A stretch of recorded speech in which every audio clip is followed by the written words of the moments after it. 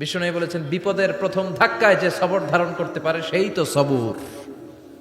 এজন্য বিষ্ণু দোয়া করতেন, আল্লাহুম্মা জাআলনি সাবুরা, আল্লাহ আপনি আমার ধৈর্যশীল বানান, ওয়া জাআলনি শাকুরা, আপনি আমার শুকর গুজার বান্দা বানান। বিশ্বনবীর চেয়ে ধৈর্যশীল, বিশ্বনবীর চেয়ে শুকর গুজার পৃথিবীর কেউ আছে?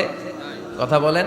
আল্লাহ বাড়াই দিলেন। আল্লাহ বললেন, আদম আজকে থেকে তুমি আশরাফুল মাখলুকা, তুমি খলিফাতুল্লাহ ফিল আরদ, তুমি পৃথিবীতে আমার খলিফা, ভাইস জেরেন্ট অফ আল্লাহ, আল্লাহর খলিফা, আল্লাহর আহকামগুলো পালনের জন্য ভাইস জেরেন্ট।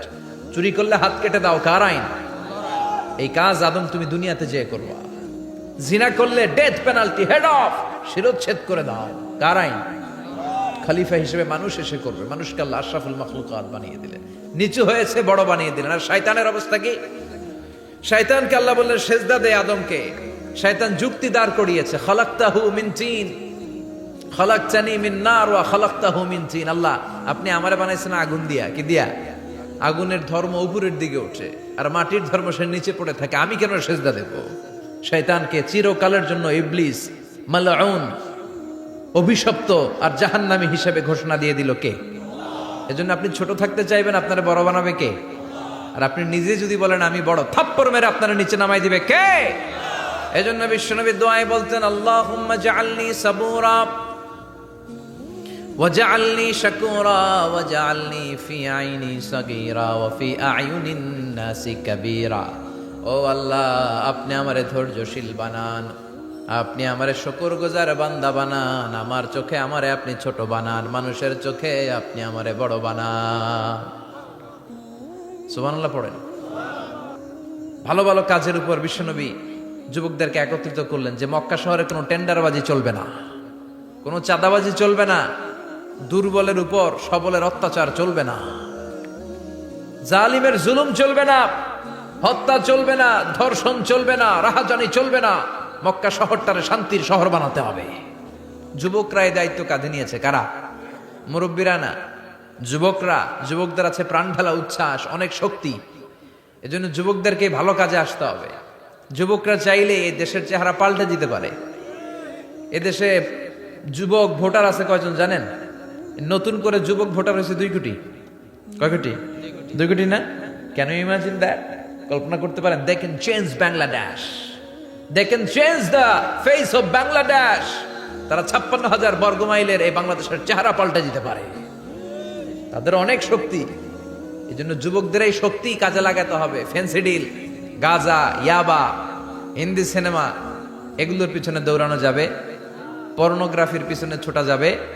যুবক বয়সে ভয় করতে হবে কারে? উনি উপাসকে এসে বিচার দিল, ইয়া ওমর আল ফারুক, আমার মনিবের নাম হচ্ছে মুগীরা ইবনে শুবা, সে প্রতিদিন 4 দিরহাম করে আমার কাছে চার্জ করে। এত টাকা চার্জ করে কেন? উনি জিজ্ঞেস করলেন তুমি কি কাম পারো? আমি খঞ্জর বানাইতে পারি। খঞ্জর চিনেন? ছোট্ট ছুরি আরবরা পকেটে রাখে। ওমানের সুলতান কাবুসের ছবি দেখবেন, এখানে একটা খঞ্জর আছে। আমি খঞ্জর বানাইতে পারি। খঞ্জর বানাতে পারো? মদিনায় তো কেউ বানাতে পারে না, তুমি খঞ্জর বানাইতে পারো? তুমি তো অনেক টাকার মানুষ মিয়া, তোমার মনিব তো অল্প টাকায় চার্জ করছে, এটা দিতেই হবে। আবু লুলু কয়, ওমর তুমি সবার জন্য এত নরম, আমার জন্য গরম, তোমারে আমি বুঝাবো। সে বাড়িতে যে একটা খঞ্জর বানালো, মাকবাদাতুহু ফি ওয়াসাতিহি, যে খঞ্জরের হ্যান্ডেল হচ্ছে মাঝখানে, 2 দিকে ধারালো ছুরি, এটারে ধার দেয়। আর কয়, ওমর তোরে আমি বুঝাবো। প্রতিদিন ধার দেয়। সাইয়েদনা ওমরে ফারুক মসজিদে নববীর ইমাম, ওয়া কানু ইউসাল্লুনা বিগালাস, তখন ওনারা অন্ধকারে নামাজ পড়তেন আউয়াল ওয়াক্তে। আমরা তো দেরি করে পড়ি, সুন্নাহ অনুযায়ী আগে আগে পড়া ভালো। আপনি মসজিদুল হারামে গেলে দেখবেন যে কত আগে ফজর পড়ে। ফজরের 1-1.5 ঘন্টা পরে সূর্য ওঠে, ঠিক কিনা? তো সে একবার ছদ্মবেশে ফজরের সময় প্রথম কাতারে যে হাজির, আসলে কিন্তু মাজুসি, সূর্যের পূজা করে। খঞ্জরটা নিয়ে এসে দাঁড়ালেন। ওমরে ফারুক ফজরের সময় ঢুকলেন, বললেন আকিমিস সালাহ, একামত দাও। একামত দেয়া হলো।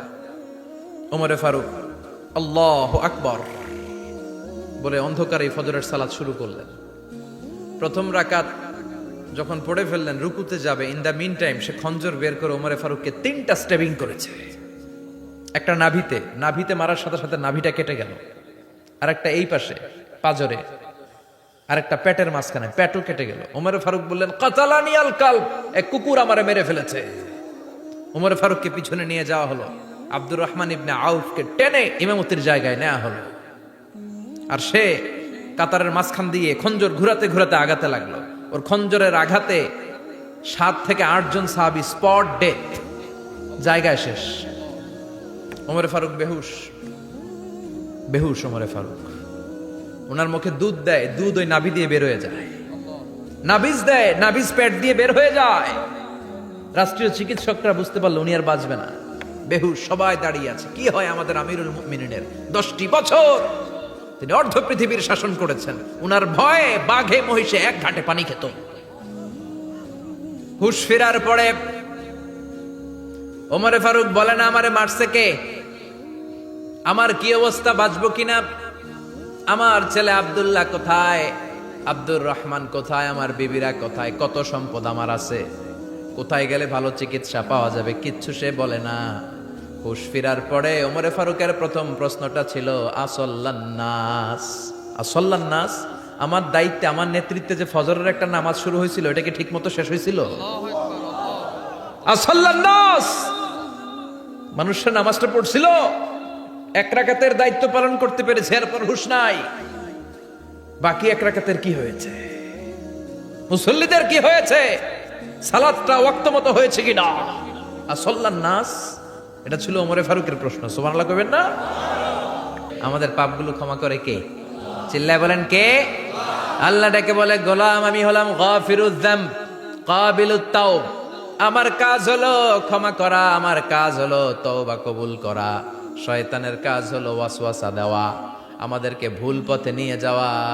আর আমাদের কাজ হলো ভুল করে ফেলা, আল্লাহর কাজ হলো ভুলগুলো মাফ করে দেয়া। আল্লাহ ডেকে বলে, গোলাম তোরা যদি ভুল না করতি, তোরা যদি পাপ না করতি, তোরা যদি অন্যায় না করতি, তোদেরকে ধ্বংস করে দিয়ে এমন একটা জাতি আমি এই দুনিয়ার বুকে তৈরি করতাম যারা সকালবেলা ভুল করে দুপুরে মাফ চাইতো, দুপুরে ভুল করে রাত্রে মাফ চাইতো, আজকে ভুল করে আগামীকাল মাফ চাইতো। আর আমি আল্লাহ গুনাহগুলো তাদের সব ক্ষমা করে দিতাম। ক্ষমা করে দিতে আল্লাহর বড্ড ভালো লাগে। বান্দা আল্লাহর কাছে বারবার চাক, চোখের পানি ছাড়ুক, এটা আল্লাহ পছন্দ করে। চোখের পানির যে কত পাওয়ার আপনি কল্পনাই করতে পারবেন না। অনুশোচনার চোখের পানি, চোখ বেয়ে নাকের ডগা পেয়ে জমিনে পড়ার আগেই আল্লাহ এই বান্দারে মাফ করে দেয়।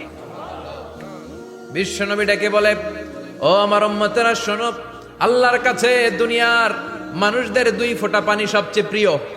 এক হলো জিহাদের ময়দানে রক্তের ফোঁটা, 2 হলো অনুতপ্ত বান্দার চোখের পানির ফোঁটা। কত ভুল আপনি করেছেন, কত অন্যায় আপনি করেছেন, কত পাপ আপনার হয়েছে, কত মিথ্যা আপনি বলেছেন, কয় ওয়াক্ত নামাজ ছেড়েছেন, কয় লাখ টাকা ঘুষ খেয়েছেন, কত যৌতুক আপনি খেয়েছেন, কত মিথ্যা আপনি বলেছেন। আপনার পাপ যত বড় হোক, যত বিশাল হোক, যত বেশি হোক, আল্লাহর দয়ার পরিসীমা তার চাইতেও বড়। আপনার পাপ, আপনার অন্যায়, আপনার জুলুমগুলো যদি হয় খালের পানির সমান, বিলের পানির সমান, আল্লাহর দয়া সাগরের পানির সমান। আপনার পাপ যদি হয় সাগরের পানির সমান, আল্লাহর দয়া মহাসাগরের পানির সমান। আপনার পাপ আর অন্যায় যদি হয় পাহাড়ের সমান, আল্লাহর দয়া আকাশের সমান। আপনার পাপ যদি হয় আকাশের সমান, আল্লাহর দয়া আরশের সমান। গোটা বিশ্বব্যাপী আমাদের এই বাংলাদেশের মানুষের এই বদনাম যে আমরা অস্থির প্রকৃতির, আমরা ঠান্ডা মাথায় ভাবি না। ঠান্ডা মাথায় ভাবতে হবে, ধৈর্যশীল হতে হবে। ইন্নামাস সাবরু ইনদা সাদামাতিল উলা। বিষ্ণু বলেছেন, বিপদের প্রথম ধাক্কায় যে সবর ধারণ করতে পারে সেই তো সবুর। এজন্য বিষ্ণু দোয়া করতেন, আল্লাহুম্মা জাআলনি সাবুরা, আল্লাহ আপনি আমাকে ধৈর্যশীল বানান। ওয়া জাআলনি শাকুরা, আপনি আমার শুকরগুজার বান্দা বানান। বিশ্বনবীর চেয়ে ধৈর্যশীল, বিশ্বনবীর চেয়ে শুকরগুজার পৃথিবীর কেউ আছে? কথা বলেন। এমন তাবৎ কোনো অত্যাচার নাই যে অত্যাচার বিশ্বনবীর উপর করা হয় নাই। বিশ্বনবী মক্কার জামিনে যখন দাওয়াত দিতে লাগলেন, ওনারে পাগল বলা হতো, বলা হতো তুমি পাগল, বলা হতো মুহাম্মদ একটা কবি, বলা হতো মুহাম্মদ হচ্ছে গণক। বিশ্বনবী যখন রুকু দিতেন, সিজদায় চলে যেতেন, উটের পচা নারী ভরি এনে বিশ্বনবীর কাঁধে ফেলে রাখা হতো। বিশ্বনবীর গলার মধ্যে রশি ধরে টান দেয়া হতো। কয়েকবার বিশ্বনবীর এই ঘাড়ের এই চামড়া ছিঁড়ে গিয়েছে, একবার চাদর টান দেওয়ার কারণে, আরেকবার রশি টান দেওয়ার কারণে। বিশ্বনবী কিছুই বলেন নাই, ক্ষমা করে দিয়েছেন। যেই মক্কার শত্রুরা বিশ্বনবীকে মক্কা থেকে বিতাড়িত করেছে এবং যেই রাতে উনি হিজরত করলেন, মাইগ্রেট করলেন, উনি কেঁদে কেঁদে বারবার মক্কার দিকে ফিরে তাকায়, আবার যায়, আবার ফিরে তাকায়, মাতৃভূমির মায়া ছাড়তে পারছেন না। আর বলছিলেন মক্কা তো আহাব্বুল বিলাদ ইলাইয়া, মক্কা আমার কাছে সবচেয়ে প্রিয় শহর। লাউলা উখরিজতু লামা খরাজতু মিনহা, আমার যদি বের করে না দেয়া হতো এই শহর থেকে, আমি কোনোদিন এই শহর থেকে বেরোতাম না। এত ভালোবাসতেন বিশ্বনবী মক্কাতুল মুকাররমাকে। ধৈর্যশীল ছিলেন। এত অত্যাচার অনাচারের পরে যখন মক্কা বিজয়ের ক্ষণ আসলো, এই মক্কাকে বিশ্বনবীর করতলগত করে দিল কে? ফাতে মক্কা হলো। বিশ্বনবী চাইলে পিষে পিষে প্রতিটা কাফির মুশরিককে শেষ করে দিতে পারতেন, ঠিক কিনা? কিন্তু বিশ্বনবী বললেন লা তাসরিবা আলাইকুমুল ইয়াউম ইযহাবু আনতুমুত তুলাকা, কোন রিভেঞ্জ চলবে না, আজকে কোনো প্রতিশোধ নাই। একেবারে বড় যুদ্ধাপরাধী যারা, মারাত্মক যারা অফেন্স করেছে তাদেরকে শাস্তির আওতায় আনা হবে, বাকি সবাইকে আমি ক্ষমা করে দিই। পৃথিবীর ইতিহাসে এরকম নজির কোথাও পাওয়া যায়নি, যাকে এত অত্যাচার করে বিতাড়িত করা হয়েছে, নির্বাসন দেয়া হয়েছে, হিজরতে বাধ্য করা হয়েছে। তিনি যখন ওই শহরকে আবার বিজয় করলেন, কাউকে আঘাত করলেন না, আগুন জ্বালিয়ে শহরটাকে জ্বালিয়ে দিলেন না, ওদের বংশকে নির্বংশ করলেন না, বরং মুচকে হেসে উনি বললেন যাও, ক্ষমা করে দিলাম। কি ধৈর্যশীল ছিলেন। আবার দোয়াও করতেন আল্লাহুম্মা জাআলনি সাবুরা, আল্লাহ আপনি আমার ধৈর্য বাড়ায় দেন। ওয়া জাআলনি শাকুরা, আপনি আমার শুকরগুজার বানান। ওয়া জাআলনি ফি আইনি সাগীরা, আল্লাহ আমার চোখে আপনি আমারে ছোট বানান। ওয়া ফি আ'ইউনিন নাসি কাবীরা, আল্লাহ মানুষের চোখে আপনি আমারে বড় বানান। কি মানুষ ছিল, নিজের চোখে নিজে ছোট থাকতে চাইতেন। আমরা নিজের চোখে নিজের বড় মনে করি, এরকম ডাকাইত আছে না নাই? নিজেরাই নিজে মনে করে কত বড় সাহেব, লাট সাহেব। মান তাওয়াদাআ তারাফা, এটা হচ্ছে সুন্নাতুল্লাহি ফিল আরদ। মান তাওয়াদাআ তারাফা, যে নিচে নেমে থাকতে চায় আল্লাহ ওরা টেনে উপরে উঠায়, আর যে খালি উঠতে চায়, হিংসা করে অহংকার করে উপরে ঠেলতে চায়, ওরা নিচে নামায় দেয় কে? সাইয়েদনা আদমকে আল্লাহ বললেন আদম সাল্লিম আলা উলাইকান নাফার, লাম্মা খালাকাল্লাহু আদম ওয়া কানা তুলহু 60 যিরাআন। নিচে নেমে গেলে যে উপরে ওঠে, আর উপরে উঠতে চাইলে যে নিচে নামে। উদাহরণ দেখেন, আদম আলাইহিস সালামকে তৈরির পর আল্লাহ বললেন আদম সাল্লিম আলা উলাইকান নাফার, এই ফেরেশতাদের সালাম দাও। কি দাও? সালাম দাও। কোনো প্রশ্ন নাই, আল্লাহ সালাম দিব কেন? ফেরেশতারা আমারে দিব না কেন? আমি আগে দিব কেন? কথা আছে কোনো? যেই সালাম দেবেন, সালাম দেওয়ার সাথে সাথে ওনার মর্যাদা বাড়িয়ে দিল কে? এত মর্যাদা বাড়ালেন যে নূরের ফেরেশতারা মাটির আদমকে সেজদা দিতে বাধ্য হয়েছে। চিৎকার করে বলেন ঠিক কিনা? আল্লাহ বাড়াই দিলেন। আল্লাহ বললেন আদম আজকে থেকে তুমি আশরাফুল মাখলুকা, তুমি খলিফাতুল্লাহ ফিল আরদ, তুমি পৃথিবীতে আমার খলিফা, ভাইস জেরেন্ট অফ আল্লাহ। আল্লাহর খলিফা, আল্লাহর আহকামগুলো পালনের জন্য ভাইস জেরেন্ট। চুরি করলে হাত কেটে দাও, কার আইন? এই কাজ আদম তুমি দুনিয়াতে যেয়ে করবা। জিনা করলে ডেথ পেনাল্টি, হেড অফ, শিরচ্ছেদ করে দাও, কার আইন? খলিফা হিসেবে মানুষ এসে করবে। মানুষকে আল্লাহ আশরাফুল মাখলুকাত বানিয়ে দিলেন, নিচু হয়েছে বড় বানিয়ে দিলেন। আর শয়তানের অবস্থা কি? শয়তানকে আল্লাহ বললেন সেজদা দে আদমকে। শয়তান যুক্তি দাঁড় করিয়েছে, খালাকতাহু মিন তিন খালাকতানি মিন নার ওয়া খালাকতাহু মিন তিন। আল্লাহ আপনি আমারে বানাইছেন আগুন দিয়া। কি দিয়া? আগুনের ধর্ম উপরের দিকে ওঠে, আর মাটির ধর্ম সে নিচে পড়ে থাকে। আমি কেন সেজদা দেব? শয়তানকে চিরকালের জন্য ইবলিস মালউন, অভিশপ্ত আর জাহান্নামী হিসেবে ঘোষণা দিয়ে দিল কে? এজন্য আপনি ছোট থাকতে চাইবেন, আপনারা বড় বানাবে কে? আর আপনি নিজে যদি বলেন আমি বড়, থাপ্পড় মেরে আপনারা নিচে নামাই দিবে কে? এজন্য বিশ্বনবী দোয়ায় বলতেন আল্লাহুম্মা জাআলনি সাবুরা ওয়াজআলনি শাকুরা ওয়াজআলনি ফি আইনি সাগীরা ওয়া ফি আ'ইউনিন নাসি কাবীরা। ও আল্লাহ, আপনি আমারে ধৈর্যশীল বানান, আপনি আমারে শুকরগুজার বান্দা বানান, আমার চোখে আমারে আপনি ছোট বানান, মানুষের চোখে আপনি আমারে বড় বানান। সুবহানাল্লাহ পড়েন। এজন্য সবসময় শুকর গুজার থাকার চেষ্টা করতে হবে। রাজি আছেন তো? যে কোনো মুহূর্তে, যে কোনো পরিস্থিতিতে আমরা শুকরিয়া করব কার? চিল্লায় বলেন কার? আমরা যেন বেশি বেশি আল্লাহ তাআলার শুকরিয়া আদায় করতে পারি। আল্লাহ তুমি তৌফিক দাও। সবাই পড়ি আমিন। উত্তর চান্দলা হিলফুল ফুজুল ইসলামী সংগঠনের উদ্যোগে আজকের এই তাফসীরুল কোরআনের প্রোগ্রাম। হিলফুল ফুজুল নামটা আমার বড্ড প্রিয়। বিশ্বনবী যখন 15 কিংবা 20 বয়স, কোন বর্ণনা এসেছে 15, কোন বর্ণনায় 20, তখন তিনি একটা ছাত্র সংগঠন করেছিলেন, ইয়াং স্টারদের একটা অর্গানাইজেশন করেছিলেন। ওটার নাম তিনি দিয়েছিলেন হালাফুল ফুদুল। হালাফুল ফুদুল, ওইটারই আমরা বাংলায় কি বলি? হিলফুল ফুজুল। হালাফ মানে শপথ, oath, we take an oath in the name of Allah. আল্লাহর নামে শপথ নেয়ারে বলে হালাফ। আর ফাদিলা, ফাদলুন, এগুলোর প্লুরাল হচ্ছে ফুদুল। ফুদুল মানে ভালো কাজ। ভালো ভালো কাজের উপর বিশ্বনবী যুবকদেরকে একত্রিত করলেন যে মক্কা শহরে কোনো টেন্ডারবাজি চলবে না, কোনো চাঁদাবাজি চলবে না, দুর্বলের উপর সবলের অত্যাচার চলবে না, জালিমের জুলুম চলবে না, হত্যা চলবে না, ধর্ষণ চলবে না, রাহাজানি চলবে না। মক্কা শহরটারে শান্তির শহর বানাতে হবে। যুবকরা এই দায়িত্ব কাঁধে নিয়েছে। কারা? মুরব্বীরা না, যুবকরা। যুবকদের আছে প্রাণ ঢালা উচ্ছ্বাস, অনেক শক্তি। এজন্য যুবকদেরকে ভালো কাজে আসতে হবে। যুবকরা চাইলে দেশের চেহারা পাল্টে দিতে পারে। এদেশে যুবক ভোটার আছে কয়জন জানেন? নতুন করে যুবক ভোটার হয়েছে 2 কোটি। কয় কোটি? 2 কোটি না? Can you imagine that? কল্পনা করতে পারেন? They can change Bangladesh, they can change the face of Bangladesh. তারা 56,000 বর্গ মাইলের এই বাংলাদেশের চেহারা পাল্টে দিতে পারে।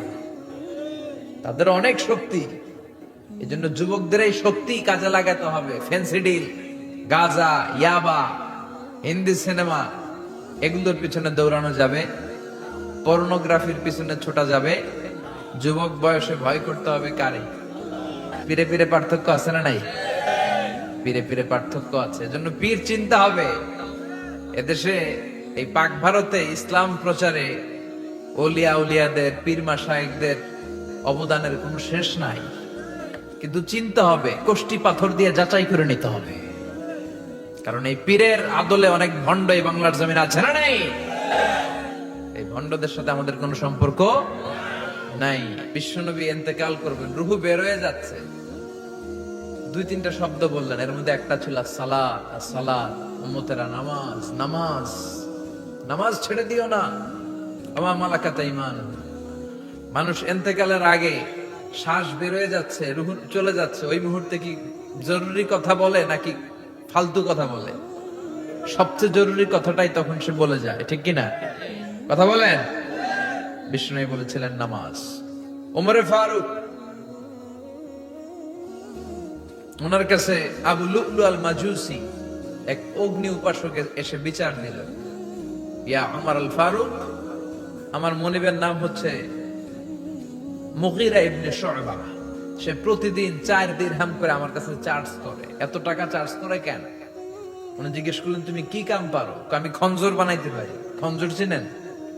ছোট্ট ছুরি আরবরা পকেটে রাখে। ওমানের সুলতান কাবুসের ছবি দেখবেন, এখানে একটা খঞ্জর আছে। আমি খঞ্জর বানাইতে পারি। খঞ্জর বানাতে পারো?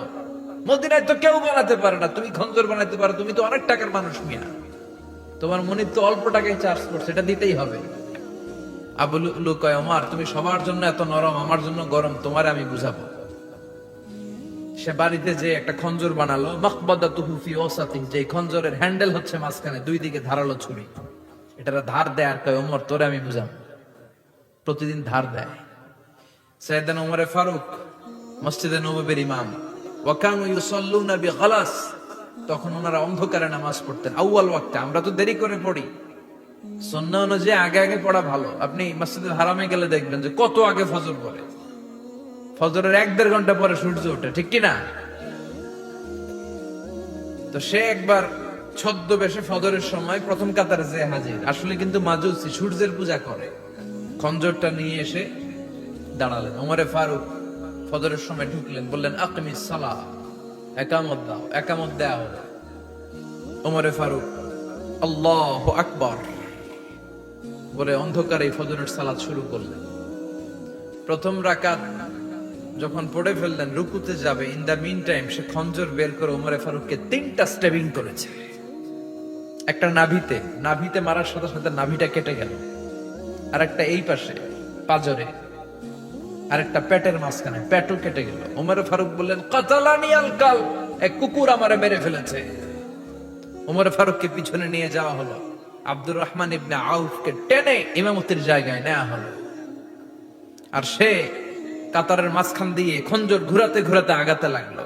ওর খঞ্জরের আঘাতে 7 থেকে 8 জন সাহাবী স্পট ডেথ, জায়গায় শেষ।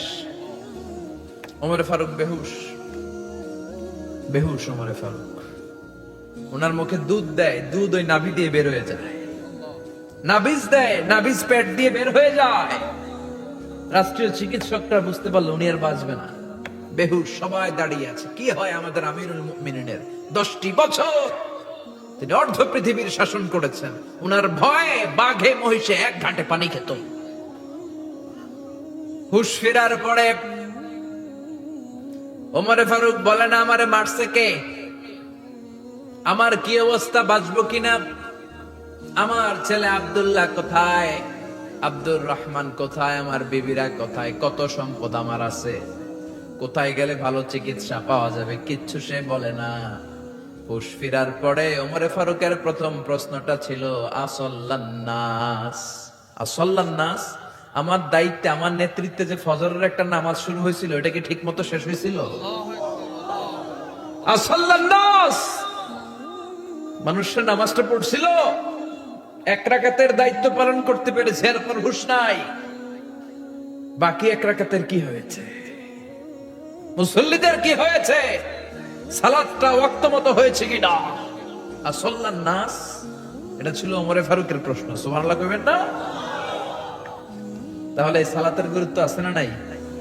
সর্বপ্রথম এই সালাতের ব্যাপারে in the day of judgement, এজন্য নামাজ, এই নামাজ যাতে মিস হয়ে না যায়। সব মিস হতে পারে, নামাজ মিস হতে পারে না। আল্লাহ তুমি বুঝার তৌফিক দান করো। রব্বুল আলামিন বলেন, ইয়া আইয়ুহাল্লাযীনা আমানু তুবু ইলাল্লাহি তাওবাতান নাসুহা। ও বিশ্বাসীরা, ভুল করেছো, অন্যায় করেছো, পাপ করেছো, জুলুম করেছো, আমার কাছে ফিরে আসো, ক্ষমা চাও। ক্ষমার মতো ক্ষমা চাইলে সব গুনাহ মাফ করে দিতে পারে কে? পাপ নাই, গুনাহ করি নাই, এরকম কেউ আছি? কথা বলেন। কত পাপ করছি, কোনো হিসাব আছে? পৃথিবীর কেউ না জানলেও জানে কে? আমাদের পাপগুলো ক্ষমা করে কে? চিল্লায় বলেন কে? আল্লাহ ডেকে বলে, গোলাম আমি হলাম গাফিরুয যাম কাবিলুত তাওব। আমার কাজ হলো ক্ষমা করা, আমার কাজ হলো তওবা কবুল করা। শয়তানের কাজ হলো ওয়াসওয়াসা দেওয়া, আমাদেরকে ভুল পথে নিয়ে যাওয়া।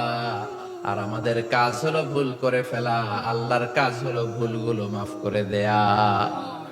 আল্লাহ ডেকে বলে, গোলাম তোরা যদি ভুল না করতি, তোরা যদি পাপ না করতি, তোরা যদি অন্যায় না করতি, তোদেরকে ধ্বংস করে দিয়ে এমন একটা জাতি আমি এই দুনিয়ার মুখে তৈরি করতাম, যারা সকালবেলা ভুল করে দুপুরে মাফ চাইতো, দুপুরে ভুল করে রাত্রে মাফ চাইতো, আজকে ভুল করে আগামীকাল মাফ চাইতো। আর আমি আল্লাহ গুনাহগুলো তাদের সব ক্ষমা করে দিতাম। ক্ষমা করে দিতে আল্লাহর বড্ড ভালো লাগে। বান্দা আল্লাহর কাছে বারবার চাক, চোখের পানি ছাড়ুক, এটা আল্লাহ পছন্দ করে। চোখের পানির যে কত পাওয়া আপনি কল্পনাই করতে পারবেন না। অনুশোচনার চোখের পানি, চোখ বেয়ে নাকের ডগা পেয়ে জমিনে পড়ার আগেই আল্লাহ এই বান্দারে মাফ করে দেয়। বিশ্বনবী ডেকে বলে, ও আমার উম্মতেরা শোনো, আল্লাহর কাছে দুনিয়ার মানুষদের 2 ফোঁটা পানি সবচেয়ে প্রিয়। এক হলো জিহাদের ময়দানে রক্তের ফোঁটা, 2 হলো অনুতপ্ত বান্দার চোখের পানির ফোঁটা। কত ভুল আপনি করেছেন, কত অন্যায় আপনি করেছেন, কত পাপ আপনার হয়েছে, কত মিথ্যা আপনি বলেছেন, কয় ওয়াক্ত নামাজ ছেড়েছেন, কয় লাখ টাকা ঘুষ খেয়েছেন, কত যৌতুক আপনি খেয়েছেন, কত মিথ্যা আপনি বলেছেন। আপনার পাপ যত বড় হোক, যত বিশাল হোক, যত বেশি হোক, আল্লাহর দয়ার পরিসীমা তার চাইতেও বড়। আপনার পাপ, আপনার অন্যায়, আপনার জুলুমগুলো যদি হয় খালের পানির সমান, বিলের পানির সমান, আল্লাহর দয়া সাগরের পানির সমান। আপনার পাপ যদি হয় সাগরের পানির সমান, আল্লাহর দয়া মহাসাগরের পানির সমান। আপনার পাপ আর অন্যায় যদি হয় পাহাড়ের সমান, আল্লাহর দয়া আকাশের সমান। আপনার পাপ যদি হয় আকাশের সমান, আল্লাহর দয়া আরশের সমান। এজন্য আল্লাহ বললেন, ইয়া আইয়ুহাল্লাযীনা আমানু তুবু ইলাল্লাহি তাওবাতান নাসুহা। ও আমার গোলাম, তুই তোর নিজেরে যত বেশি ভালোবাসিস, তার চেয়েও আমি তোরে বেশি ভালোবাসি। তোর বাবা মা তোরে যত বেশি ভালোবাসে, তার চেয়েও আমাদেরকে বেশি ভালোবাসে কে? আল্লাহ বললেন, ভালোবাসারে তৈরি করার পরে আমি 100 টুকরা করলাম। চিল্লায় বলেন, কয় টুকরা? 99 টুকরা ভালোবাসা আমি আল্লাহ নিজের মধ্যে রেখে দিলাম। 1 টুকরা ভালোবাসা গোটা বিশ্বের সবার মধ্যে আমি ভাগ করে দিলাম। 1 টুকরা ভালোবাসা পেয়ে আমাদের অবস্থা দেখছেন? আল্লাহ যদি 1 টুকরা না দিয়ে আমাদের 30 টুকরা দিত, কথা কন। 1 টুকরা না দিয়ে 80 টুকরা দিলে কি হইতো? কথা কয় না। 14 ফেব্রুয়ারি কবে? আজকে কত ফেব্রুয়ারি? আর কয়দিন? কথা কন। বিশ্ব ভালোবাসা, বিশ্ব নির্লজ্জ দিবস, বিশ্ব বেহায়াপনার দিবস, বিশ্ব অশ্লীলতার দিবস, নারীদের গণভাবে ধর্ষিত হওয়ার দিবস। এই দিবসের সাথে মুসলমানদের কোনো সম্পর্ক। বাবা যারা এসেছেন সাবধান, ওই দিন মেয়েদেরকে ঘর থেকে বের হতে দেওয়া যাবে না। ভাই যারা এসেছো বোনদেরকে সামনে রাখো, ওই দিন ঘর থেকে বের হতে দেওয়া যাবে না। যেই মাদের বোনদের কানে আমার মাইকের আওয়াজ যায়, খবরদার, ওই দিনটা যেন কোরআন তেলাওয়াত আর আল্লাহর জিকির করতে করতে কাটে, তা না হলে সব শেষ। ওই দিন যারাই উল্টা পাল্টা করবে, ওই মেয়েগুলো ওদের বদ হজম হবে, হজম করতে পারবে না, কয়দিন পরে বমি বমি ভাব হবে। কথা কন, কথা কন।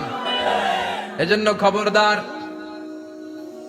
কোন মুসলমান ঘরের মেয়ে, কোন মুসলমান ঘরের ছেলে 14ই ফেব্রুয়ারি এই ওয়ার্ল্ড ভ্যালেন্টাইন দিবস পালন করতে পারে। এগুলোর সাথে আমাদের সম্পর্ক নাই। যাদের মধ্যে কোনো ভালোবাসা নেই, মিল মোহাম্মত নাই, তারা বছরে একটা দিন দেখানোর জন্য পালন করে। আমাদের সারা বছরই তো ভালোবাসা। আমার নবীর জন্য আমার ভালোবাসা আছে না নাই? আমার রবের জন্য আমার ভালোবাসা আছে না নাই? আমার মা বাবার জন্য ভালোবাসা আছে না নাই? সবার জন্য সবার ভালোবাসা আছে না নাই? আমগো দিবস লাগবো কেন? আজকেও তো আমগো ভালোবাসা দিবস। কথা কন। যদি এখন দিবস না, রজনী। আজকে তো আমাদের চান্দোলাতে ভালোবাসা রজনী। কথা কন। প্রতি মুহূর্তে আমাদের ভালোবাসা, এজন্য আমাদের ডেট পালন করা লাগে না। আমরা সব সময় সবারই ভালোবাসি। চিল্লায় বলেন ঠিক কিনা? এজন্য আল্লাহ ডেকে বললেন, গোলাম, আমি যে তোদের কত ভালোবাসি তোর ধারণা নাই। চোখের পানি ছাড়, গুনার কথা স্মরণ কর, তওবা কর। তওবার মতো তওবা করলে সব গুনাহ মাফ করে দিতে পারে কে? বিশ্বনবী বলে, আমার কোনো গুনাহ নাই, তারপরেও প্রতিদিন 70 বারেরও বেশি আমি তওবা করি। আল্লাহে ইন্নী আস্তাগফিরুল্লাহ ওয়া আতুবু ইলাইহি আকসার মিন 70 মাররা। Could you imagine that? কল্পনা করছেন কোনদিন? যে নবীর গুনাহ নাই, ওই নবী তওবা পড়ে প্রতিদিন 70 বার। আকসার, 70 বারেরও বেশি। আমার পড়া দরকার কয়বার? আপনার পড়া দরকার কয়বার? বিশ্বনবী 70 বারের বেশি বললে আমাদের পড়া দরকার কয়বার? আর আমরা প্রতিদিন পড়ি কয়বার? কথা কন। ভুল হওয়াই মানুষের স্বভাব, কিন্তু ভুল হওয়ার পরে ভুলের উপর অটল থাকা যাবে না। শয়তান আর মানুষের মধ্যে এই মৌলিক পার্থক্য। শয়তান ভুল করে ভুলের উপরে আছে, ঠিক কিনা? ক্ষমা চায় নাই, কিন্তু আমরা সকালে ভুল করলে দুপুরে মাপ চাই কার কাছে? 19 সালে ভুল করলে 20 সালে মাপ চাই কার কাছে? মৃত্যুর আগ পর্যন্ত আমরা ক্ষমা চাইলে ক্ষমা করে দিবে কে? সব সময় 24/7 তওবার দরজা খোলা। 2টার সময় ছাড়া। ভালো করে মনে রাখবেন, মুখস্থ ঠোঁটস্থ যেন থাকে। 2টার সময় তওবা কবুল হয় না। চিৎকার করে বলেন, কয় সময়? এক হলো বাদাল গারগারা, গড়গড়ানি যখন আসে, মালাকুল মাউত যখন চলে আসে, মালাকুল মাউতরে যখন দেখে ফেলবেন তখন তওবা কবুল হবে নাকি? কথা কন। ফেরাউনের নাম শুনছেন? ওরা যখন আল্লাহ লোহিত সাগরে ডুবাইয়া পানি খাওয়াইতে লাগলো, পানি খাইতে খাইতে পেটটা হয়েছে এত বড়, আর পানি খাইতে পারেন। এরপর হাত তুলে কয় আনা মিনাল মুসলিমিন। কোরআনের আয়াত, আনা মিনাল, হাত তুলে কয় আমি মুসলমান। ফেরাউন নাই বলে মুসলমান, আমরা যাবো কই? কথা কহ। ফেরাউন হাত তুলে কয় আনা মিনাল মুসলিমিন। আল্লাহ কয় টাইম ইজ আপ, দেরি করছস, অনেক সময় দিলাম, অনেক সুস্থ রেখেছি, ক্ষমতা দিয়েছি, দাপট দিয়েছি, তখন যদি ঘাটটা নত করে, মাথাটা নত করে একবার ক্ষমা চাইতি, ফেরাউন তোরেও ক্ষমা করে দিতাম। কিন্তু সময় শেষ হওয়ার পরে আমি মুসলমানদের অন্তর্ভুক্ত বললে কোনো লাভ হবে নাকি? আল্লাহ বলল সময় নাই, সময় শেষ। কারণ মুসা আলাইহিস সালামের চাচাতো ভাই অনেক দাওয়াত দিল, জাকাত দে, কারণ জাকাত দিব না, এই সম্পদ আমি কামাইছি, আল্লাহ দেয় নাই। মুসা আলাইহিস সালাম বললেন তাহলে আযাবের অপেক্ষা কর, আযাব চলে আসে। আল্লাহ বলেন মুসা সেফ জোনে যাও, সরো, এখনই আযাব। ফাখাসাফনা বিহি ওয়া বিদারিহিল আরদ, পুরো ফাইয়ুমের জমিনটার আল্লাহ কাঁপিয়ে দিলেন, আর কারুনকে সহ পুরো সম্পত্তি তার জমিনের ভিতরে দাবিয়ে দিলেন। হাঁটু পর্যন্ত কারুন দেবে যায়, ভাবছে উঠে যাবে, কোমর পর্যন্ত দেবে যায়, ভাবছে উঠে যাবে, গলা পর্যন্ত যখন দেবে যায় আর সুযোগ নাই। কয় মুসা আমার সব সম্পত্তি তোরে আর তোর আল্লাহরে দিয়ে দিলাম, আমারে বাসা, আমারে সব সম্পত্তি তোর আর তোর আল্লাহর, আমারে খালি বাসা, চাচা আপন প্রাণ। আল্লাহ বলে সময় শেষ। তার মানে বাদাল গারগারা তওবা কিন্তু আর কবুল হয়। এই হলো একটা। নাম্বার 2, বাদা তুলুই শামসি মিন মাগরিবিহা, প্রতিদিন চাঁদোলাতে সূর্য কোন দিক দিয়ে ওঠে? কথা কয় না? পূর্ব দিকে। কিয়ামতের আগ দিয়ে সূর্যের পূর্ব দিকে উঠবে না, পশ্চিম দিক থেকে উঠবে। যেদিন প্রভাতে পশ্চিম দিক থেকে সূর্য উঠবে, ওই দিন থেকে তওবার দরজাটারে বন্ধ করে দিবে কে? আল্লাহ। তার আগ মুহূর্ত পর্যন্ত জীবনে যত গুনাহ করেছি, অন্যায় করেছি, চোখের পানি ছেড়ে ক্ষমা চাইলে ক্ষমা করবে কে? শয়তান আল্লাহরে চ্যালেঞ্জ দিছে, আল্লাহ তুমি আমারে জাহান্নামে পাঠাবা, আমিও তোমার বান্দা করে লয়ে একসাথে জামাতে ঢুকমু, একা ঢুকবো না, একা যাব না, তোমার বান্দাদেরকে সবগুলারে জাহান্নামী বানায়া তারপরে ঢুকমু। তোমারে চ্যালেঞ্জ দিলাম, একটারও জান্নাতে ঢুকাইতে পারবা? আল্লাহকে তুই আমারে চ্যালেঞ্জ দিলি, আমি তো সব রাজার বড় রাজা, মহারাজা, আমারে চ্যালেঞ্জ দেশ, এত সাহস পাইলি কই? তুই আজীবন ওয়াসওয়াসা দিয়ে পাপ কাজ করাবি, একদিন তাফসীর মাহফিলে এসে আমার বান্দা ক্ষমা চাবে, আমি মাফ করে দেবো, তুই কি করবি? আজীবন অন্যায় করবে, আজীবন পাপ করবে, জুলুম করবে, একদিন চোখের পানি ছেড়ে আমার কাছে কান্নার মতো কান্না করলে আমি সব গুনাহ মাফ করে দেব। এজন্য আল্লাহ বললেন ইয়া আইয়ুহাল্লাযীনা আমানু তুবু ইলাল্লাহি তাওবাতান নাসুহা, ভুল করেছো তওবা করো, মাফ করবে কে? সাইয়েদনা আদম আলাইহিস সালাম ভুল করলেন, দুনিয়ায় এসে শত শত বছর কাঁদলেন, কিন্তু ক্ষমা হয় না। আল্লাহরে বললেন আল্লাহ কি করলে ক্ষমা পাবো বলো? ফাতালাক্কা আদম মির রাব্বিহি কালিমাতিন ফাতাবা আলাইহি, আল্লাহ বললেন ও আদম তোমারে কিছু কালেমা শিখায় দেই, এই কালেমাগুলো দিয়ে আমার কাছে দোয়া করো, ক্ষমা করে দেব। আল্লাহ শিখায় দিলেন, ও আদম দুই হাত তুলে চোখের পানি ছেড়ে আমার কাছে পড়ো রব্বানা, পড়েন রব্বানা যালামনা আনফুসানা ওয়া ইল্লাম তাগফির লানা ওয়া তারহামনা লানাকুনান্না মিনাল খাসিরিন। এটা শিখিয়ে দিয়েছিল আল্লাহ। আল্লাহ আমি জুলুম করেছি, অন্যায় করেছি, ভুল করেছি, পাপ করেছি, তুমি যদি ক্ষমা না করো ক্ষমা করার কেউ নাই, ঠিক কি না? আমরাও পাপ করলে এই দোয়াটা পড়ার দরকার আছে না নাই? 5টা শর্ত সাপেক্ষে আমাদের তওবা কবুল করবে কে? তওবা কবুল হওয়ার কিছু শর্ত আছে 5টা। কয়টা? চিৎকার মেরে বলতে হবে, তওবা কবুল হওয়ার শর্ত কয়টা? 1 নম্বরে হচ্ছে আল ইকরা, acknowledgement. You have to give the acknowledgement that you are the greatest sinner on earth. আপনাকে ঘোষণা দিতে হবে যে আপনি পৃথিবীর সবচেয়ে বড় পাপী। 1 নম্বর শর্ত, আপনি বলেন যে আল্লাহ আমার চেয়ে বড় পাপী নাই, আকাশের নিচে জমিনের উপরে আমি সবচেয়ে বড় পাপী। এমন কোন পাপ নাই যেটা আমি করি নাই, ঠিক কিনা? এক নম্বরে পাপের ঘোষণা দেন। দুই নম্বরে আন-নাদাম। নাদাম মানে repentance. You have to be repentant for what you have done. আপনাকে অনুতপ্ত হতে হবে, চোখের পানি ছাড়তে হবে। আল্লাহ আমি লজ্জিত, আল্লাহ আমি নাদান, আমি পিশাচ, আমারে মাফ করে দাও। তার মানে স্বীকার গেলেন কি অন্যায় করেছেন। দুই নম্বরে আপনি অনুতপ্ত হলেন। তিন নম্বরে স্টপ, যেই পাপ করতেছিলেন ওইটা থামান। Stop what you have done, যেটা করতেছিলেন আগে থামান। আপনি সুদ খাইছেন, অনুশোচনা আসলো, মাফও চাইতেছেন, আবার সুদও খাইতেছেন, হবে? আপনি ঘুষ খেয়েছেন, তওবা শুরু করলেন, আবার ঘুষও খেয়ে যাচ্ছেন, হবে? থামেন, স্টপ। তিনটা গেল। চার number, to hate what you have done. ঘৃণা করতে হবে, যে পাপটা করেছেন মন থেকে, ওই পাপটাকে ঘৃণা করতে হবে। পাঁচ নাম্বার শর্ত হচ্ছে to determine that you never repeat this sin again in your life. আল্লাহর ওয়াদা দেন, কমিটমেন্ট দেন যে আল্লাহ আমার জীবনে পারতপক্ষে এই পাপ জীবনেও করব না। চিৎকার করে বলেন ঠিক কিনা? তার মানে আপনি শিকার যান, তারপরে আপনি অনুতপ্ত হবেন, যে পাপ করেছেন থামিয়ে দিবেন, পাপটারে মন থেকে ঘৃণা করবেন, আর আল্লাহরে ওয়াদা দিবেন আল্লাহ আর করব না। এই পাঁচটা শর্তের আলোকে তওবা করলে জীবনের সব গুনাহ মাফ করে দিবে কে? এজন্য আল্লাহ বললেন, ইয়া আইয়ুহাল্লাযীনা আমানু তুবু ইলাল্লাহি তাওবাতান নাসুহা। তওবার মতো তওবা করো, সব গুনাহ মাফ করতে পারে কে? তওবা করবেন তো? রাজি আছেন? কবে করবেন?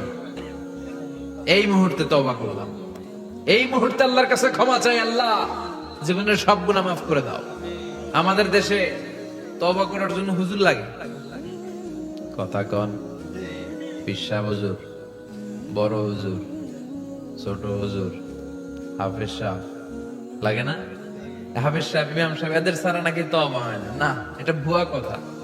আপনি অনুতপ্ত হন, আপনি চোখের পানি ছাড়েন, আপনি আপনার রবরে বলেন, ক্ষমা করে দিবে কে? ইমাম সাহেব আসতে হবে শর্ত না, পীর সাহেব হুজুর এসে হুজুরের হাতে হাত রেখে তওবা পড়তে হবে শর্ত না। আপনার রবরে ডেকে চোখের পানি ছেড়ে ক্ষমা চান, ক্ষমা করবে কে? আর প্রতিদিন শতবার পড়তে থাকবেন আস্তাগফিরুল্লাহ। আওয়াজ করে সবাই পড়েন আস্তাগফিরুল্লাহ, আর জোরে পড়েন আস্তাগফিরুল্লাহ। বিশ্বনবী বলেন, মান লাজিমাল ইস্তিগফার জাআলাল্লাহু লাহু মিন কুল্লি দিকিন মাখরাজা।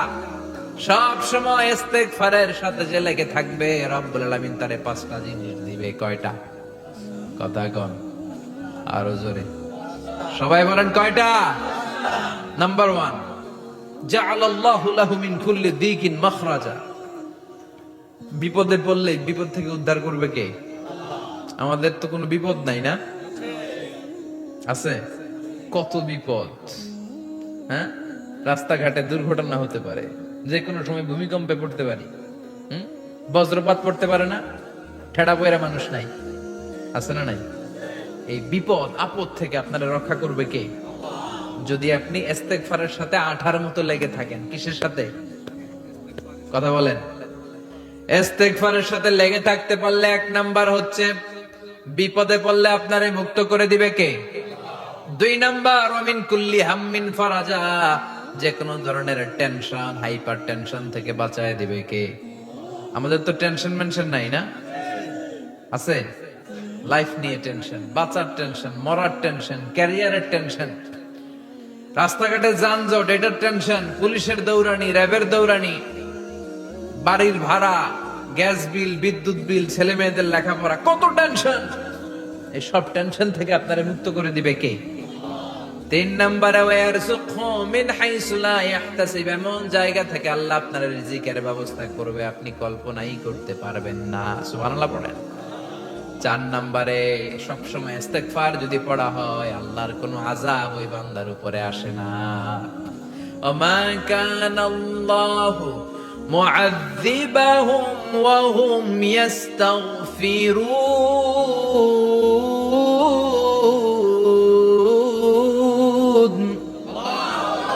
যতক্ষণ আমার বান্দা আমার কাছে ইস্তেগফার পড়তে থাকে, আমার কোনো আযাব বান্দারে পাবে না। যতক্ষণ ইস্তেগফার করবেন আল্লাহর কোনো আযাব আপনার উপর আসবে না। 4টা গেল। 5 নাম্বার, বারবার ইস্তেগফার করলে রফিক ভাই আল্লাহ আপনার মুস্তাজাবুদ দাওয়া বানিয়ে দিবে। দোয়া করা মাত্র কবুল করে নেবে কে? মুস্তাজাবুদ দাওয়া বুঝেন তো? মানে যিনি হাত তুলতে দেরি কবুল হতে দেরি হয় না। বারবার বারবার ইস্তেগফার পড়ে দেখেন যে আপনার দোয়া কেমনে কবুল হয়। ইমাম আহমদ ইবনে হাম্বলের নাম শুনেছেন? হাম্বলি মাযহাবের প্রতিষ্ঠাতা। হানাফি, শাফিঈ, মালিকি, 4 নাম্বারটা আপনারা বলেন হাম্বলি। এই হাম্বলি মাযহাবের ইমামের নাম আহমদ ইবনে হাম্বল। জগৎ বিখ্যাত মুহাদ্দিস। একক স্বতন্ত্র হাদিসের কিতাব হিসেবে পৃথিবীতে সবচেয়ে বড় যে হাদিসের কিতাব ওইটার নাম মুসনাদ আহমদ ইবনে হাম্বল। 40,000 হাদিসের কালেকশন আছে এটাতে। এই ইমাম আহমদ ইবনে হাম্বল ওনার শেষ জীবনটা হাদিস পড়ানো, হাদিস কালেকশনের জন্য ব্যয় করেছেন। শহরের পর শহর, দেশ থেকে দেশ, দেশান্তরে ঘুরতেন একটা হাদিসের জন্য। উনি সফরে বেরিয়েছেন হাদিস কালেকশনের জন্য। প্রচন্ড শীতের রাত, উনি মাগরিবের নামাজ, এশারের নামাজ পড়ে একটা মসজিদে শুয়ে পড়লেন আর শুয়ে শুয়ে হাদিস পড়তেছেন। কি পড়তেছেন? কথা বলেন। আর মনে মনে ভাবলেন রাতটা মসজিদে কাটায় দেই, ফজরের নামাজ পড়ে আবার বেরোবো। কিন্তু দারোয়ান এসে বলে মসজিদে থাকতে পারবেন না, ওঠেন। দারোয়ান আছে না? কথা কন। আহমদ ইবনে হাম্বল বললেন আমি শুধু রাতটা থাকতে চাই, আমি তো ফজরেরও মুসল্লি, ফজর নামাজ পড়বো তো এই মসজিদে, আমার থাকতে দাও। দারোয়ান তো দেয় না, কেন? মসজিদে থাকার জায়গা না, যান মিয়া। উনি যে আহমদ ইবনে হাম্বল এটা চিনে নাই, থাকতে দেয়। কি করবে এখন? উনি কাঁথা গুছিয়ে হাদিসের কিতাব নিয়ে কাঁধের মধ্যে ব্যাগ নিয়ে মসজিদ থেকে বেরোয় গেলেন। কি আর করবেন? প্রচন্ড শীত আর কাঁপতেছেন বুড়ো মানুষ। পথিমধ্যে দেখলেন বাজার একজন খাব্বাস, শাবুন খাব্বাস, যুবক রুটি বিক্রেতা। সে রুটি বিক্রি করে, চুলার মধ্যে রুটি সেকে। সে যে সালাম দিল আসসালামু আলাইকুম, যুবক বলে ওয়ালাইকুম আসসালাম। আহমদ ইবনে হাম্বল বলে যুবক আমার যাওয়ার জায়গা নেই, সফরে বেরিয়েছি, খুব শীতে কষ্ট পাচ্ছি, রাতে যদি তোমার এই চুলা থেকে একটু আগুন পোহাই কোনো সমস্যা? যুবক বলে না না সমস্যা না, হালান ওয়া সাহালান, খোশ আমদেদ, আসেন আসেন, আপনি আগুন পোহাইলে আমার সমস্যা কি? সুবহানাল্লাহ পড়েন। আল্লাহ শুকরিয়া করে উনি বসলেন আর আগুন পোহাচ্ছেন। আর খেয়াল করলেন যুবক রুটি বানায় আর পরে আস্তাগফিরুল্লাহ, রুটির দলা বানায় পরে আস্তাগফিরুল্লাহ, খামির বানায় আর পরে আস্তাগফিরুল্লাহ, রুটি নিয়ে উনুনের ভিতরে চুলার ভিতরে সেকা দেয় আর পরে আস্তাগফিরুল্লাহ। দোকানদারের কাছে কেউ আসলেই সে রুটি দেয় আর পরে আস্তাগফিরুল্লাহ। ক্রেতার কাছ থেকে টাকা নিয়ে ক্যাশ বক্সে রাখে আর কি পড়ে? আবার রুটি বানানো শুরু করে আর কি পড়ে? খালি এইটাই পড়তেছে। ইমাম আহমদ ইবনে হাম্বল তো অবাক, কিরে এটা আবার কেমন যুবক, খালি আস্তাগফিরুল্লাহ। উনি প্রশ্ন করলেন যুবক ঘটনা কি? আসার পর থেকেই তোমার দেখতেছি তুমি রুটি বানাও, রুটি বিক্রি করো আর পড়ো আস্তাগফিরুল্লাহ, মালাকা ইয়া শাবাব। যুবক বলে আস্তাগফিরুল্লাহ আমার সবচেয়ে বেশি পছন্দের আমল, আমি সব সময় আঠার মতো ইস্তেগফারের সাথে লেগে থাকি আর সব সময় পড়তে থাকি আস্তাগফিরুল্লাহ, আর এর বদৌলতে আল্লাহ আমারে মুস্তাজাবুদ দাওয়া বানিয়ে দিয়েছে। আহমদ ইবনে হাম্বল তো অবাক, আনতা মুস্তাজাবুদ দাওয়া, তুমি মুস্তাজাবুদ দাওয়া, রুটিওয়ালা। আমি এত বছর হাদিস পড়াই, আমি তো মুস্তাজাবুদ দাওয়া না, আর তুমি রুটি বেচো বাজারে, তুমি মুস্তাজাবুদ দাওয়া, তুমি দোয়া করলে সব কবুল হয়ে যায়। যুবক বলে নাম আনা মুস্তাজাবুদ দাওয়া, আমি আমার জীবনে যত দোয়া করেছি কবুল করে নিয়েছে কে? সব দোয়া কবুল করে নিয়েছে আল্লাহ, একটা দোয়া ছাড়া। কয়টা? আহমদ ইবনে হাম্বলের কৌতূহল, কিউরিওসিটি আরো বেড়ে গেল। কি?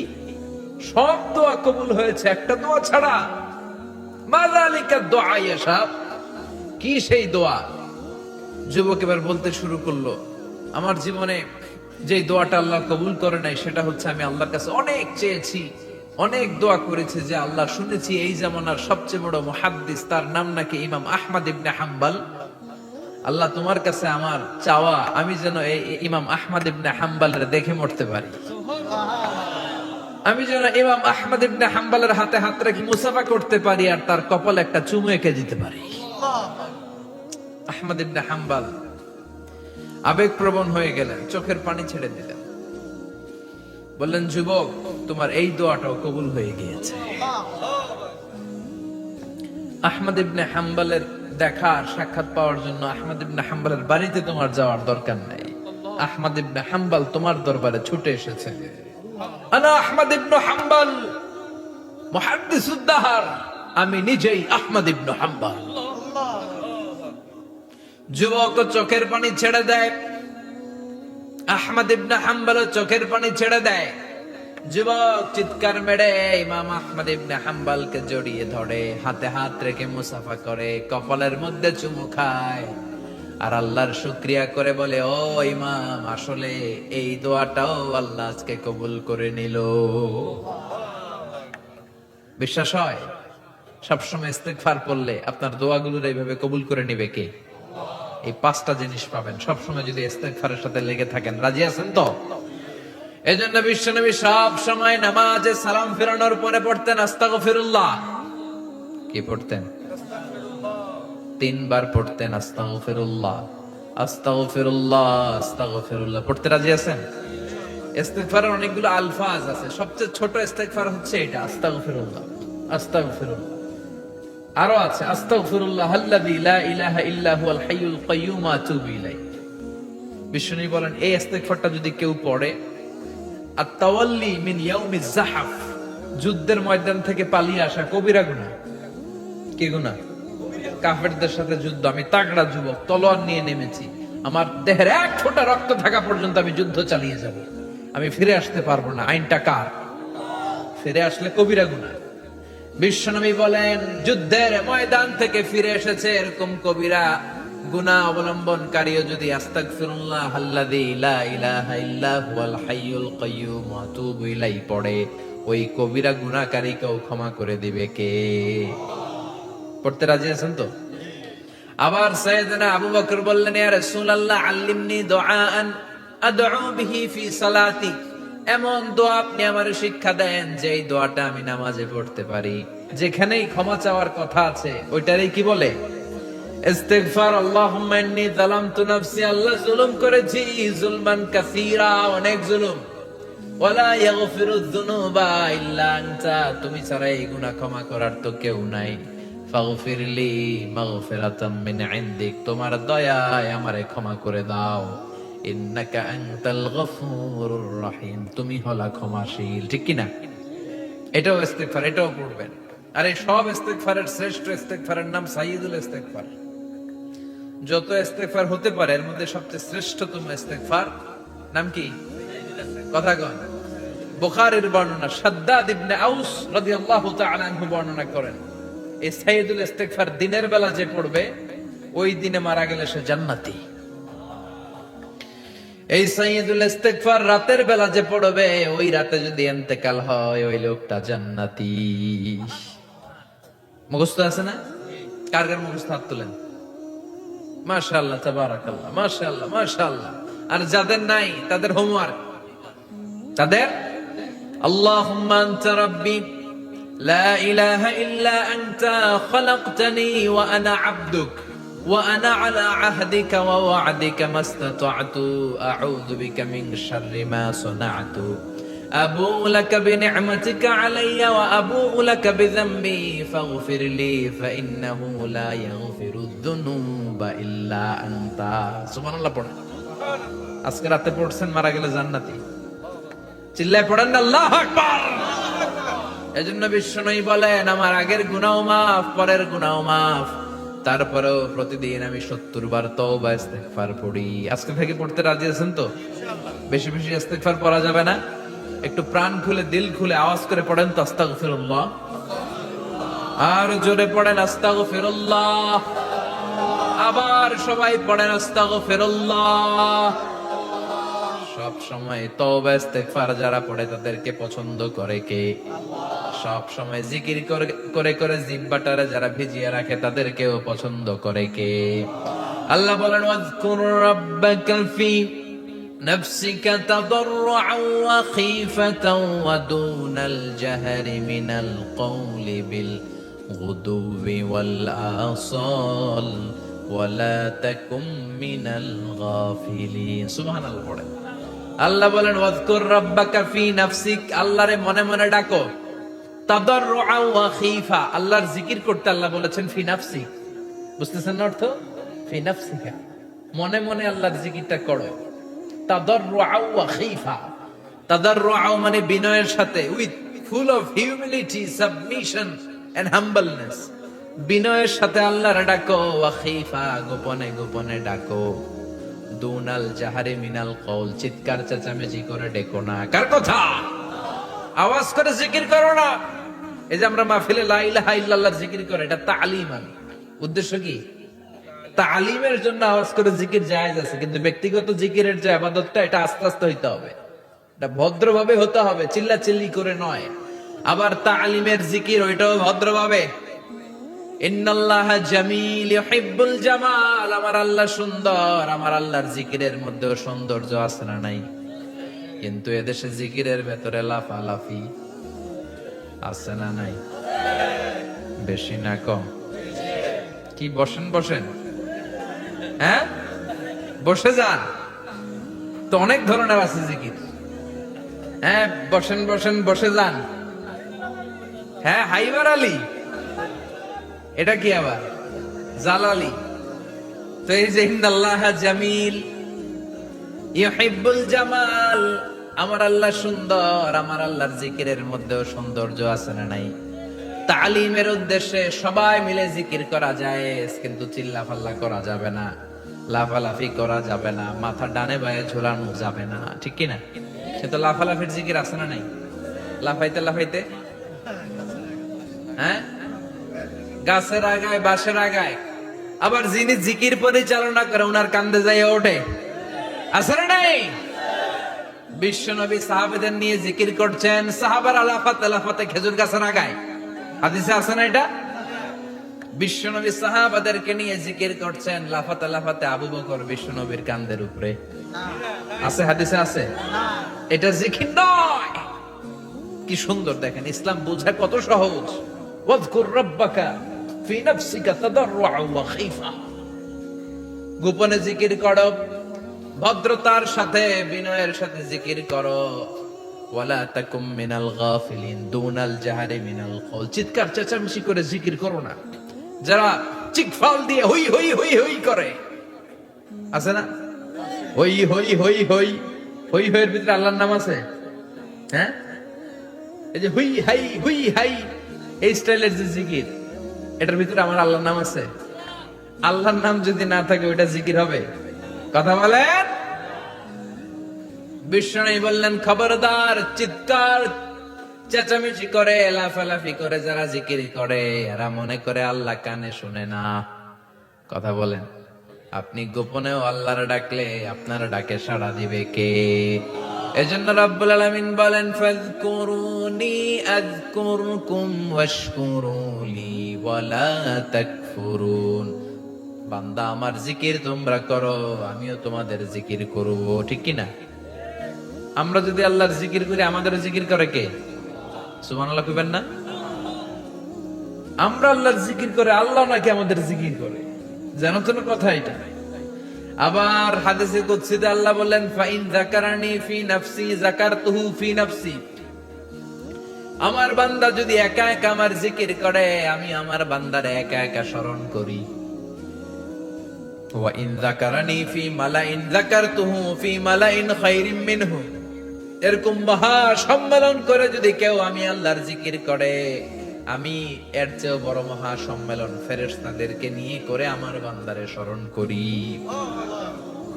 ওয়া ইন তাকাররাবা ইলাইয়া শিবরান তাকাররাবতু ইলাইহি যিরাআন আমার বান্দা যদি আমার দিকে এক বিঘত আসতে চায় আমি আমার বান্দার দিকে এক হাত এগিয়ে যাই আমার বান্দা যদি আমার দিকে এক হাত আসতে চায় আমি আমার বান্দার দিকে দুই হাত যাই ওয়া ইন আতানি ইয়ামশি আতাইতুহু হারওয়ালা আমার বান্দা যদি আমার দিকে হেঁটে হেঁটে আসতে চায় আমি আমার বান্দার দিকে দৌড়ে দৌড়ে যাই সুবহানাল্লাহ পড়ে এজন্য বিষ্ণু বলেন লা ইয়াজালু লিসানুকা রাতবাম মিন যিকরিল্লাহ, আল্লাহর জিকির দিয়ে জিহ্বাটারে ভিজিয়ে রাখবা। কার কথা?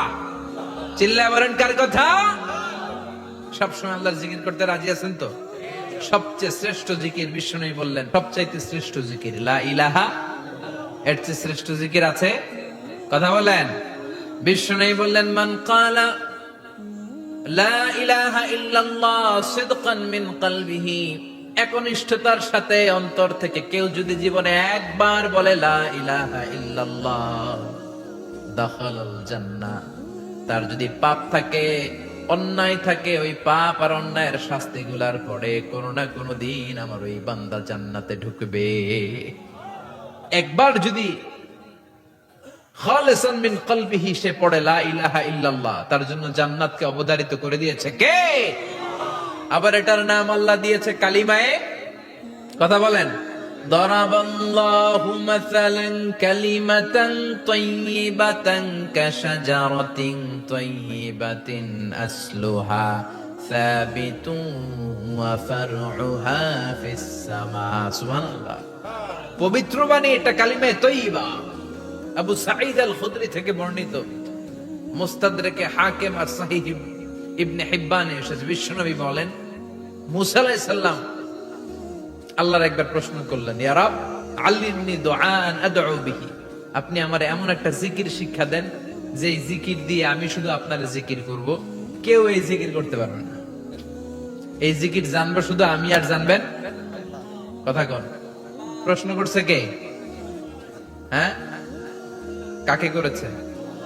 আল্লাহ এমন একটা জিকির শিখান যেই জিকির কেউ জানে না, আমি জানবো, আর ওই জিকির দিয়ে প্রাণ ভরে আপনারে ডাকবো। আল্লাহ মুসা আলাইহিস সালাম বললেন আল্লাহ চাইলাম কি, কইলেন কি? লা ইলাহা তো জাতীয় জিকির, এটা তো আন্তর্জাতিক জিকির, এটা জানে না এমন কেউ নাই, এমনকি হিন্দু ভাইরাও জানে। কথা কন। আল্লাহ আমি তো চাইছিলাম এক্সক্লুসিভ, এক্সক্লুসিভ আমার জন্য স্পেশাল, এর চেয়ে সুন্দর আর কেউ জানবে না। এত সুন্দর একটা জিকির আপনি দিবেন, এটা আমি ডাকবো আপনারে আর আপনি শুনবেন। আল্লাহ বললেন মুসা এর চেয়ে দামি আমার কাছে নেই। লাউ তাদউ লা ইলাহা ইল্লাল্লাহ ফি কাফা, লা ইলাহা রে যদি মুসা এক পাল্লা রেখে দাও, ওয়াস সামাওয়াতু সাবউ ওয়াল আরদিন, সাত আকাশ সাত জমিন যদি আরেক পাল্লায় রেখে দাও, লা ইলাহা এক পাল্লায়, সাত আকাশ সাত জমিন আরেক পাল্লায় ওজন যদি দাও, লা রাজাহাত কাফাতু লা ইলাহা ইল্লাল্লাহ, মুসা দেখবা মুহূর্তের মধ্যে লা ইলাহা ইল্লাল্লাহর পাল্লা ভারী হয়ে গেছে। সাত আকাশ সাত জমিন এক পাল্লায়, শুধু লা ইলাহা ইল্লাল্লাহ এক পাল্লায়, মুহূর্তে লা ইলাহার পাল্লাটারে ভারী করে দিবে কে? এটা বিপ্লবী বাণী। আমরা এটার ভিক্ষার মধ্যে লাগাইছি। এখন ভিক্ষা করার সময় লা ইলাহা আছে না নাই? একটা টাকা দিয়া যান, আমি গরিব ইনসান, আখিরাতে সওয়াব পাইবেন পাহাড় সমান। একটা টাকা দিয়া যান, আমি গরিব ইনসান, আছে না নাই? জুমার নামাজের সময় ভিক্ষা করে একটা টাকা দিয়া যান, আর লা ইলাহার জিকির লগে, আছে না নাই? এটা আমরা ভিক্ষার জিকির বানাইছি। এটা তো বিপ্লবী বাণী। এই বাণীর পক্ষে যারা, তারা ন্যায় আর সত্যের পক্ষে চিল্লায় বলেন ঠিক কিনা? এই বাণীতে যারা বিশ্বাস করে তারা এক আল্লাহর সামনে মাথা নত করে দেয়। গোটা পৃথিবীর কোন শক্তির সামনে ওই মাথা নত হয় না। ঠিক কিনা?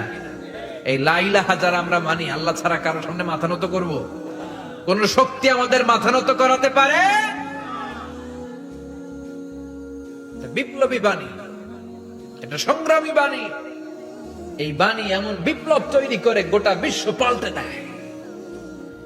এই লা ইলাহার ব্যাখ্যা করেছেন সাইয়্যিদ কুতুব শাহীদ তার তাফসিরে। নাম শুনছেন? কি নাম তাফসিরের? ফি জিলালিল কোরআন। ফি জিলালিল কোরআন লিখে উনি মিশর কাঁপিয়ে দিলেন। তিনি গোটা বিশ্বের জাহালাতকে তার তাফসিরের লেখনের মধ্যে দিয়ে তুলে এনেছেন। আর বলেছেন আল্লাহর আইন ছাড়া পৃথিবীর বুকে কোনো আইন চলবে না। তার তাফসির পরে মিশরের সব যুবকরা রাস্তায় নেমে এলো। আন্দোলনের চোটে পুরো মিশরে উত্তাল গণ আন্দোলন। ইনিল হুকমু ইল্লা লিল্লাহ, আল্লাহর জমিনে আল্লাহর আইন ছাড়া কিছু চলবে পুরো মিশর টালমাটা, সরকার টালমাটা। সরকার প্রধান ছিল জামাল আব্দুল নাসের। কয়টারে জেলে ভর, কথা কন, হকের কথা বললেই জেলখানা আছে না নাই? সৈয়দ কুতুব শাহিদের জেলখানায় ভরা হলো। ওনার জেলখানায় ভরার পরে আন্দোলন আরো 3 গুণ বেড়ে গেল। কায়রোর রাস্তায়, মিশরের রাস্তায় রাস্তায় ইসলাম প্রেমিক, কোরআন প্রেমিক যুবকদের আন্দোলন। পুরো আন্দোলনে মিশর কেঁপে উঠল। মিশর ব্যাপী আন্দোলনের গণজোয়ার। সরকারের অবস্থা খারাপ। সরকার এবার ঘোষণা দিল সাইয়েদ কুতুব শাহিদ মিশরের যুবকদেরকে আন্দোলনে ঠেলে দেওয়ার কারণে তাকে মৃত্যুদণ্ড দেয়া হলো, ফাঁসি। যুগে যুগে কোরআনের পক্ষে যারা, এদের কাছে ফাঁসির রশি আছে না নাই? কিন্তু এই ফাঁসির রশিকে তারা থোড়াই কেয়ার করে, চিল্লায় বলেন ঠিক কিনা? ফাঁসি, সাইয়েদ কুতুব শাহিদের ফাঁসির রায় দেয়া হলো। আদালত থেকে ফাঁসির রায় বহাল রাখা হলো। যেদিন ফাঁসি দেয়া হবে তার 1 ঘন্টা আগের ঘটনা। কারা কর্তৃপক্ষের নিয়ম অনুযায়ী, জেল কোডের নিয়ম অনুযায়ী জেলখানার যিনি ইমাম আছে না, উনি 1 ঘন্টা আগে আইসা এই কালিমা পড়ায়। যারা ফাঁসি দেয়া হবে এর পড়ায় লা ইলাহা মুহাম্মাদুর। তো সাইয়েদ কুতুব শাহিদকে কালিমা পড়ানোর জন্য ইমাম সাহেব আসছে। ফাঁসির বাকি কয় ঘন্টা, এসে বলে সাইয়েদ কুতুব শাহিদ আপনি পড়েন লা ইলাহা ইল্লাল্লাহ। সাইয়েদ কুতুব শাহিদ বলে আমারে তুই কালিমা শিখাইস না, আমি কালিমা খুব ভালো জানি। যেই কালিমা পড়ানোর কারণে সরকার তোরে বেতন দেয়, ওই কালিমার ব্যাখ্যা করার কারণে সরকার আজকে আমারে ফাঁসি দেয়। তুই কালিমা পড়াস, তোরে টাকার বান্ডিল দেয়, আমি কালিমার ব্যাখ্যা করার কারণে ফাঁসির মঞ্চে দাঁড়াই। চিল্লায় বলেন ঠিক কিনা? তার মানে তোর কালিমা আমার কালিমা এক কালিমা না, এই 2 কালিমার মধ্যে পার্থক্য আছে না নাই? তোর ইমানি চেতনা আমার ইমানি চেতনা এক ইমানি চেতনা নয়। তোরে টাকা দেয়, আমারে ফাঁসি দেয়, তার মানে 2 চেতনা আলাদা। চিল্লায় বলো ঠিক কিনা? এজন্য আল্লাহ ডেকে বললেন গোলাম, এটা বিপ্লবী বাণী। এই কালেমার আন্দোলন যারা করে তারা আল্লাহ ছাড়া পৃথিবীর কাউরে ভয় পায় না। আর তারা চায় কালেমার পতাকা পৃথিবীর মধ্যে যেন পথ পথ করে উড়ে, ঠিক কিনা? বাংলার জমিনে কালেমার পতাকা উড়ুক, আমরা চাই কি চাই না? এই কালেমার সমাজ যদি হয়, ওই সমাজে কেউ লাঞ্ছিত হবে না, ওই সমাজে কোনো নারী নিগৃহীতা হবে না, ওই সমাজের কোনো কাজের মেয়েরা ধর্ষিত হবে না, ওই সমাজে দুর্নীতি থাকবে না, ঘুষ থাকবে না, চাঁদাবাজি থাকবে না, টেন্ডারবাজি থাকবে না। সমাজটারে শান্তি দিয়ে সমৃদ্ধ করে দিবে কে? এজন্য সব সময় জিকির করতে হবে একজনের। চিল্লায় বলেন তিনি কে? রাতে যে কোনো মুহূর্তে আমাদের জিহ্বার মধ্যে থাকবে কি? কথা বলেন, জিহ্বায় থাকবে কি? এজন্য বিশ্ব নবী বললেন আফদালুয যিকরি লা ইলাহা ইল্লাল্লাহ। আল্লাহর কাছে সবচাইতে প্রিয় জিকির হলো লা ইলাহা ইল্লাল্লাহ। আবার বিশ্বনবী বললেন আহাব্বুল কালামে ইলাল্লাহি আরবাআ। আল্লাহর কাছে সবচাইতে প্রিয় কথা হলো 4টা। কয়টা? সুবহানাল্লাহ, আলহামদুলিল্লাহ, লা ইলাহা ইল্লাল্লাহ, সুবহানাল্লাহ।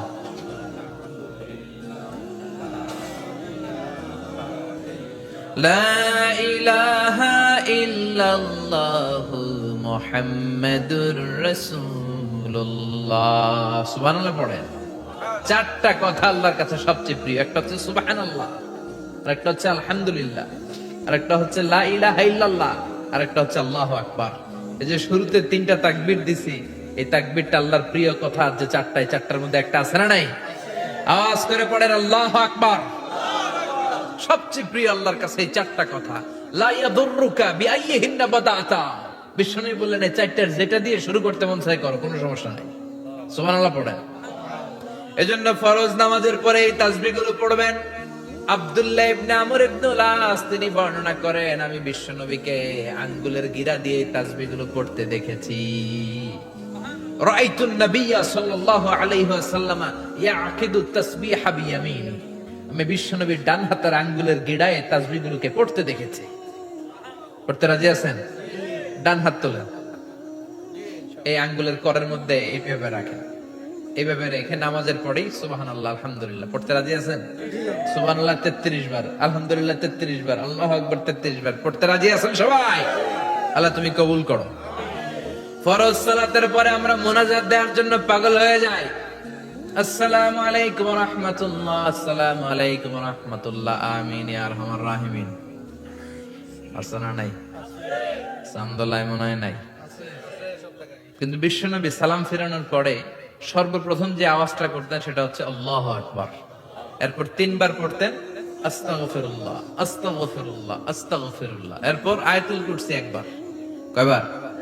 মান ক্বারা আয়াতুল কুরসি দুবুরা কুল্লি সালাতিন মাকতুবা লাম ইয়ামনাহু মিন দুখুলিল জান্নাতি ইল্লাল মাউত।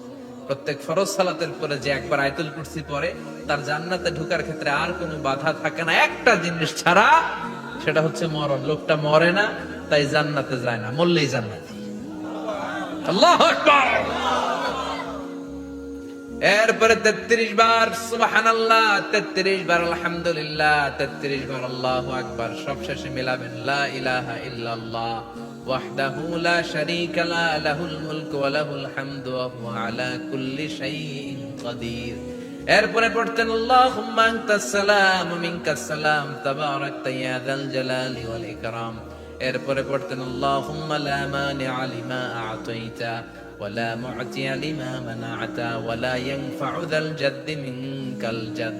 এরপরে পড়তেন আল্লাহুম্মা ইন্না নাসআলুকাল হুদা ওয়াত তাকা ওয়াল আফাফা ওয়াল গিনা।